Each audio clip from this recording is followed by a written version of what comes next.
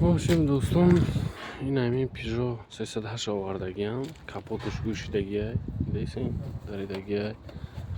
لبوی شکستگی های زوروی کپوت جو بجو کردن در کوره بدوس با امپیرش کراسه کردن در کوره با امپیرش پیش همین هم کشیدگی بوده اینجاش پریدگی های